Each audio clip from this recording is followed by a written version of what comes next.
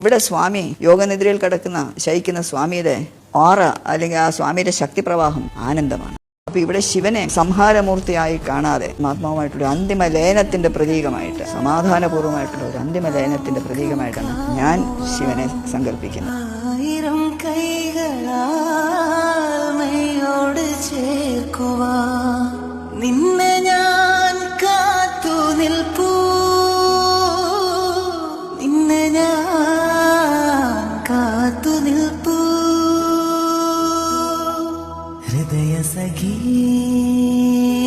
സ്നേഹമയേ ആത്മസഖീ അനുരാഗമയേ എന്തിനു നിന്നും വരമിനിയും എന്തിനു